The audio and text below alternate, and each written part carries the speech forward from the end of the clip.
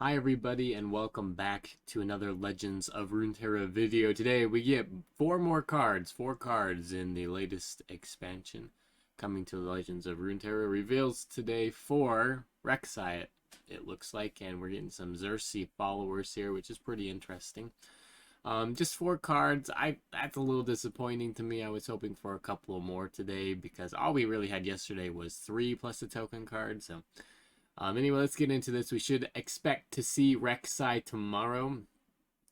Second to last Shurima champion. We should still have the champion expansion after this, but wrapping up with Shurima champions and Reksai. Thematically, I actually really like Reksai in League of Legends, so hopefully they can make Reksai a pretty cool card. All right, so let's just start here on the left with this 3-cost Lurker, a Xer'sai collar. Lurk, play, predict. So more predict cards in kind of this Lurker archetype with Rek'sai, which is interesting. So as we kind of guessed yesterday with the Lurk mechanic, so the Lurk mechanic, if the top ally on your deck is a Lurker, then and you attack, then all Lurkers everywhere get +1, +0, and it can only be procced once per round. So I mean, yeah, every round you can proc it once, and we kind of, thought that the predict mechanic was going to be used to make sure that we could get these procs reliably, and this is definitely proof of that. That Riot is kind of I don't want to say forcing, but definitely motivating us to build these lurkers with predict. And that's kind of where the archetype is going to be geared towards. So Xer'sai collar, lurk, no other keywords, and then just predict. So pretty basic card here. So like there's another 3-cost card, I can't even remember what her name is because nobody uses her. The 2/4 3-cost that gains elusive when you predict and pick a landmark. Nobody really plays that one. It's got a better stat line and potentially better an ability. This one can get a little bit better stats, but if you're playing at turn 3, on curve, then the most that this guy could have is I guess it could technically have 4 attack, right? Or get 4 attack on its attack, but so 4/3 is the absolute best it could be. I don't know. I don't really like how there's not a keyword attached to this one, just because there's no way to really. It's easily chump blocked. There's no fearsome or anything attached to it. Not even like the 1-drop that we have. Um, but these lurkers, I think the lurkers are going to have to be played together if you want them to be able to perform properly. So that's an issue, especially if some of them are underpowered. So if we only, I mean, there's going to be more lurkers, but at the moment we only have 3, and if we're kind of forced to play all of it, and the 6-drop that we'll talk about later too, like these later game cards just are a little bit worrisome to me, and kind of their effectiveness and putting them in your deck and not being able to play them until later, especially if lurker ends up being an aggro deck. Anyway, we'll get to that in a second. All right, so yeah, I'm a little skeptical of this lurker archetype. All right, so the next one we have here, Feral Prescience, is a burst speed predict, a rare card, 0-cost, not a token card. So this is main deckable. A 0-cost spell, interesting, that allows us to predict at burst speed.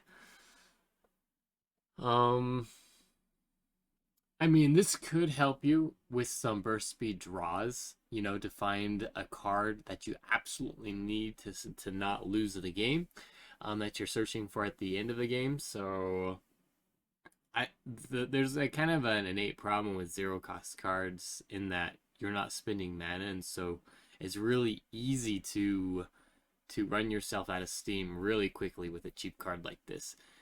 I don't know that predict, like, we'll have to see, I guess, like how necessary it will be to have a whole bunch of predicts in your deck to work with the lurkers, because I understand where they're going with this, but the 0-cost spell is a little bit questionable to me. There's a couple of other 0-cost spells that we have had in decks in the like at the moment we've got what's it called, Fading Memories.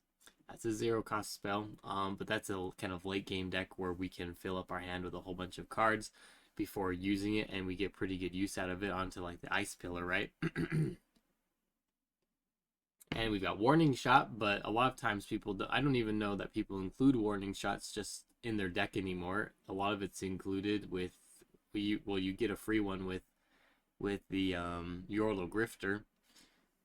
But I really haven't seen anybody just main decking a Mystic Shot in the last little while, especially since Twisted Fate was nerfed and kind of card draw, isn't really a big thing anymore, especially for Twisted Fate. So we'll see what happens here. I'm a little skeptical of the Lurkers. I think we'll have to see the whole package with Rek'sai to see if it's going to be good or not. If it is going towards more of a aggro early game sort of win condition, I don't know that this 6 cost card is going to be able to keep up with it. But then at the same time, you're going to have to include Lurkers to be able to get the Lurk proc, every time you attack. So it's interesting. All right. Let's look at this 3-cost burst speed spell. So Careful Preparation. Burst to place a card from your hand into your deck. So this is like Twisted Fate's card, the 2-cost burst speed now that you reshuffle. Well, you put a card in your hand into your deck and then draw 2 fleeting cards the next turn. This one gives you that card in your hand immediately for 3 mana. And then it's of course probably on the top of your deck. So predict, then create a copy of the chosen card in hand. So you get the copy in your hand, and then you create, you have the next turn you'll draw that card as well. So you get 2 of them. So I think this is actually a really cool card, especially in certain decks. I think you're going to want to include this card. Copies of cards always seem to be better when they're less expensive. So like cards that have a lot of impact for not a lot of mana.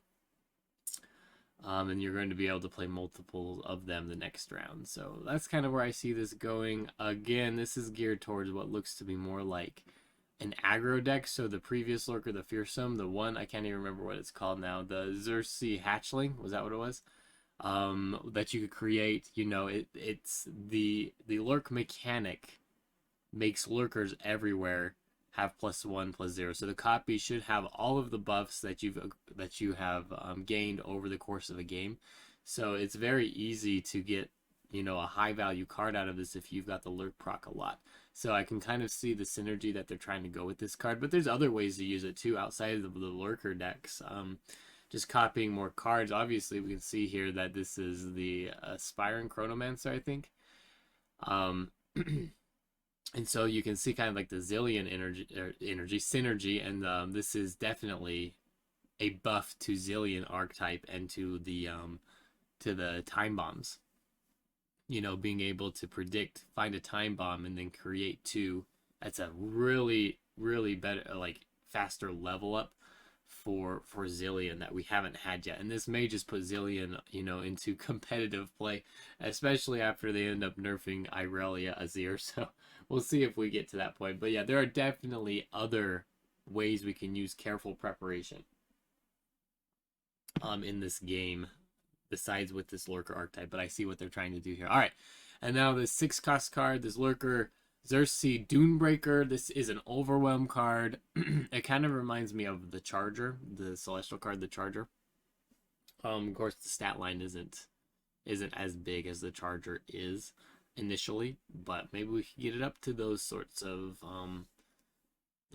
heights with the Lurker combo. But yeah, this 6-cost is causing me a little bit of worry for this archetype, especially, like I said, if it ends up being an aggro deck. So, and I don't know that it can be. I know a lot of people are speculating that it is, but we still have to attack multiple times during the course of a game in order to get the Lurker procs, right? So I think we are going to need more cards like the Snapjaw, the Bilgewater card. Again, I'm not really a big fan of that, but we need cards that allow us to get free attacks on our defensive turn, which is where I think that's going. So because at the moment, if you only can attack on your turn, it's every other round. So by turn 10, the very absolute most that you can have buff these lurkers is 5 attack, right? You can only do it once per round, so once every attack round you get 1, right? Your opponent gets the other half to attack, so 5 rounds. So this card would be an 8/6 on turn 10 if everything goes well. So I think we do need more like the Snapjaws to be able to attack on our opponent's rounds as well to get these lurkers to be a little bit more powerful. Maybe we'll see that with Rek'sai. I don't know if we will. I don't know that Riot wants to include a whole bunch of cards that have the same mechanics throughout all of the regions, because at the moment, only Bilgewater and Ionia have the ability to have units attack, start an attack. And historically, Riot has been, and Legends of Runeterra has been pretty careful not to include a whole bunch of the same sort of archetypes in different regions. So we'll see what happens. But if we want to see the Lurker archetype to, I think, be actually good, it will need to have more of those types of cards and be able to buff more reliably every round. That's my take on this. I think that this sort of 6-drop, it seems like a confused archetype. I think the 6-drop may be a little bit too late, but again, we're going to have to see the entire package before we can fully, I guess, understand how good this is going to be, or even start to guess how good it's going to be. And that probably won't happen until we get the Pike reveal with the lurkers from Bilgewater. So anyway, very interesting. I'm pretty excited about Careful Preparation. This seems like a pretty good card, especially with Zilean, a needed buff to the Zilean archetype and being able to create time bombs. That's all I'm going to say about it. Do you guys have anything else to say about Careful Preparation? What other decks do you see this card fitting in? If you want, you can comment about the other ones, but I think it's going to be a little bit hard to evaluate them until we get the full package. But Careful Preparation, open game. Tell me what you guys think about it and what kind of decks you want to create with it. That's about it for today. Hopefully we get a couple of more cards tomorrow, although I'm guessing it's going to be around the same amount of reveals, and we should get Reksai. So if you guys enjoy this video, don't forget to like and subscribe to the channel, and we will see you tomorrow. Thanks.